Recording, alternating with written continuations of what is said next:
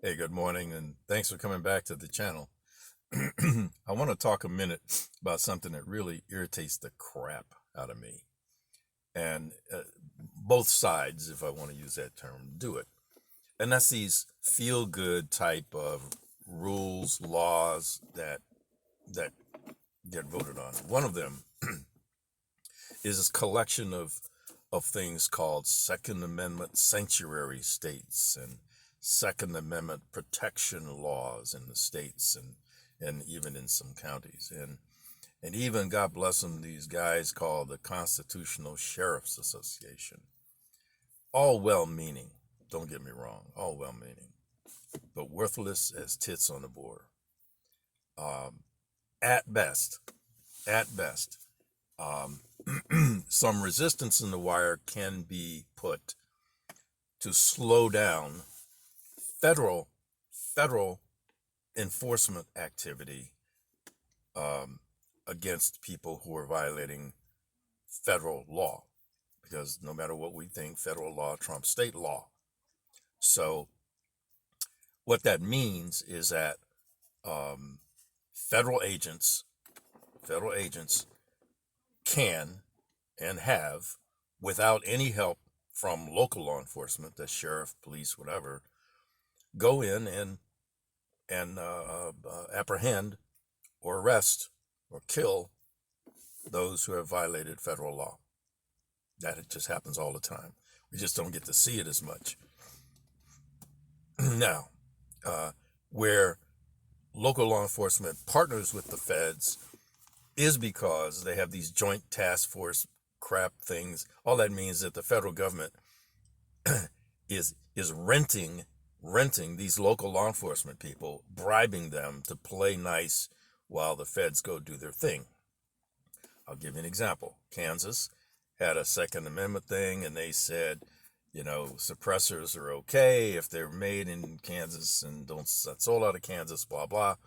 And so a couple of guys decided they would go do that, and they're now doing 5 years in prison because there's nothing that the state could do to prevent their arrest by federal authorities. It's important to understand that because people get wrapped around the axle, they get all excited about stuff, thinking that there's nothing the federal government can do. Of course it is. Of course it is.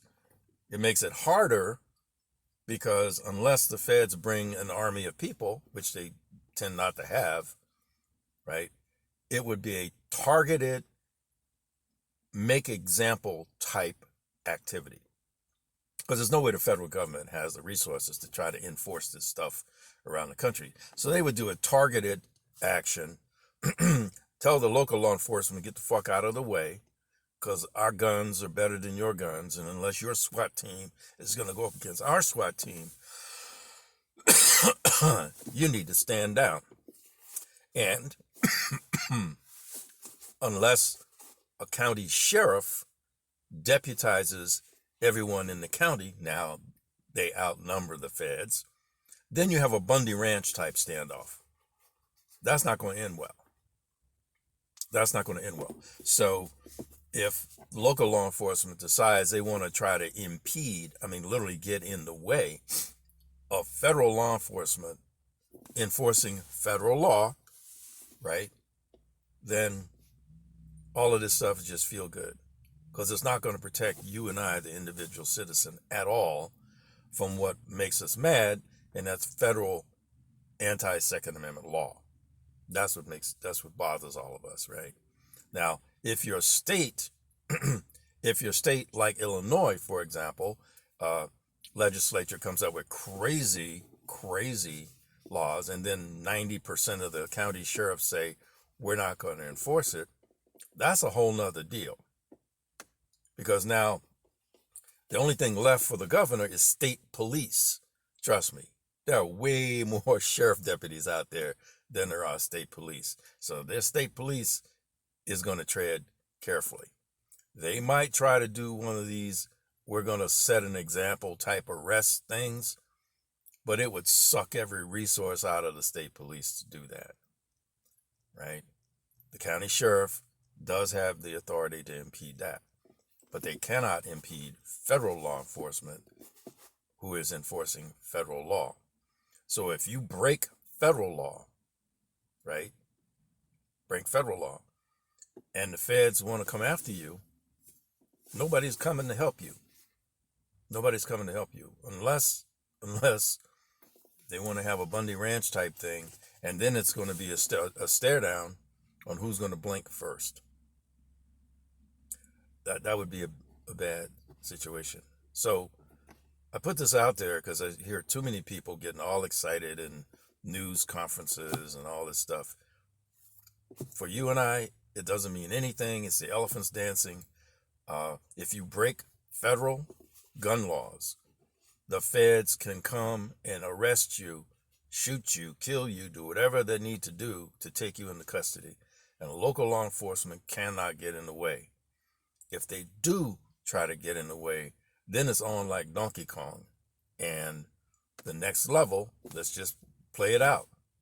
The next level would be, oh, so you, local law enforcement, county sheriff, constitutional county sheriff, blah, blah, are going to try to get in my face?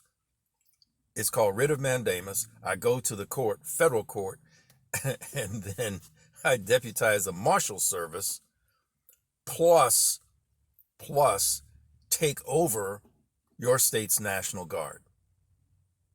Don't get that twisted. The federal government can take over, the president can take over your state's National Guard and assign them to federal law enforcement. Yeah, they can do that. Think back to 1950s. Think back to desegregation. Absolutely can do that. So before you get all excited about these Second Amendment sanctuary things and thinking that somehow you have protection, you do not. You do not. It's just feel good stuff. So with that, I'm finishing my coffee out here in my Urban Assault vehicle. And if you like the content, subscribe, hit the bell icon. Love to see and read your comments because they're all good. And as I like to say, wherever you can, whenever you can, however you can, carry on.